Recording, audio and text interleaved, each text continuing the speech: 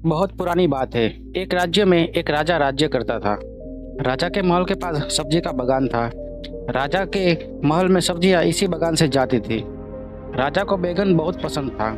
राजा ने नई किस्म की प्रजाति का बैंगन अपने बागान में लगवाया था।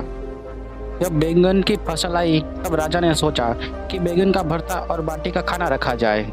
इसमें महल के सभी मंत्री, सैनिक और कर्मचारी शामिल होंगे। रसोइये ने बड़े जतन से बैंगन का भरता और बाटी बनाई। खाना बहुत ही स्वादिष्ट था। राजा सहित महल के सभी लोगों ने जी भरकर बैंगन का भरता और बाटी का मजा लिया। राजा का एक प्रिय मंत्री था। उसे भी बैंगन का भरता और बाटी बहुत पसंद आया।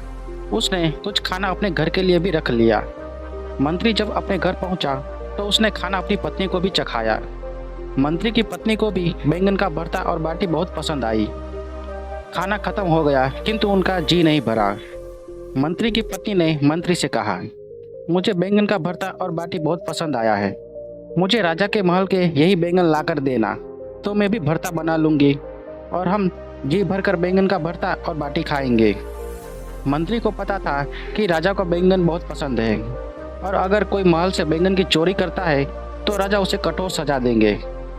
मंत्री बोला, भाग्यवान, ये राजा के बागान के बैंगन हैं। इन्हें जो भी तोड़ता है राजा उसे कठोर से कठोर दंड देता है।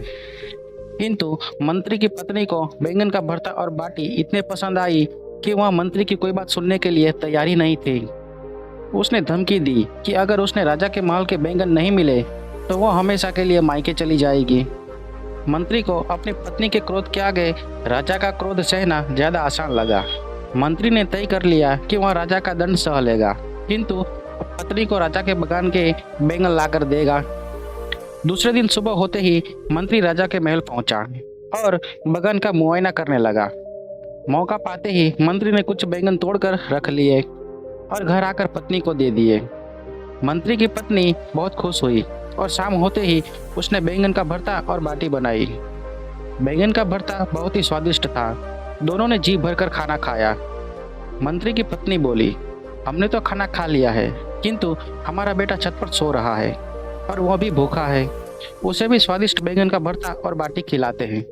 तभी मंत्री बोला, अगर हमने अपने बेटे को बैंगन का भरता खिला दिया तो यह बात राजा तक पहुंच जाएगी, क्योंकि हमारा बेटा कभी झूठ नहीं बोलता और वह सब सच बतला देगा। मंत्री के बार बार मना करने पर भी उसकी पत्नी नहीं मानी। मजबूरन मंत्री ने अपने बेटे को जगाने छत पर गया और उसके चालाक दिमाग में एक युक्ति सूझी।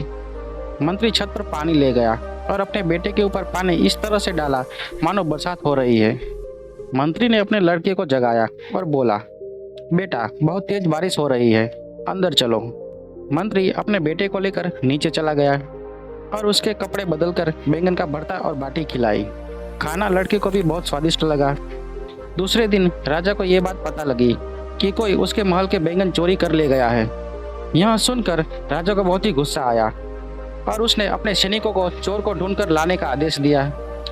सैनिकों ने पता लगाया तो पता चला कि सुबह मंत्री जी बागान में आए थे।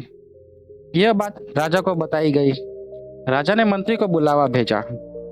मंत्री जी समझ गए कि राजा को उस पर शक हो गया है। मंत्री राजा के पास पहुंचा तो राजा ने उससे पूछा कि क्या उसने महल के बैंगन चोरी किए हैं। मंत्री ने कहा, महाराज, मेरी इतनी हिम्मत नहीं है कि मैं आपके बागान से बैंगन की चोरी कर सकूं। राजा को पता था कि मंत्री का बेटा कभी झूठ नहीं बोलता। उसने मंत्री के बेटे को बुलाया और पूछा, बेटा, कल तुम्हारे घर में खाना में क्या था। मंत्री के बेटे ने बतला दिया कि कल रात उसके घर में बैंगन का भरता और बाटी बना था। लड़के की बात सुनकर सभी को यकीन हो गया कि मंत्री ने ही बैंगन चोरी किए हैं और उसे अब कठोर दंड मिलेगा। राजा मंत्री से बोला, मंत्री जी, कल सुबह आप बागान आए और आपके बेटे की बातों से यह सिद्ध हो गया कि आपने ही बैंगन चोरी किए हैं। मंत्री बोला, महाराज, इससे पूछिए कल रात मौसम कैसा था। राजा को कुछ अजीब लगा, किंतु उसने मंत्री के बेटे से कल रात के मौसम के बारे में पूछा। मंत्री का बेटा बोला, महाराज, कल रात बहुत तेज बारिश हो रही थी।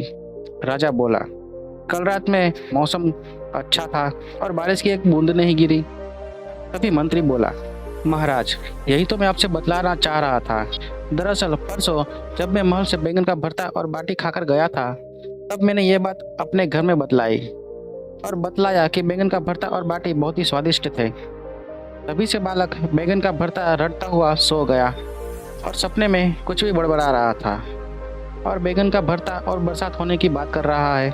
राजा ने यह जानते हुए भी कि मंत्री ने ही बैंगन चोरी किए हैं, मंत्री को छोड़ दिया और मंत्री की बुद्धिमानी का कायल हो गया। तो दोस्तों, बुद्धि से बड़ी मुसीबत को भी टाला जा सकता है।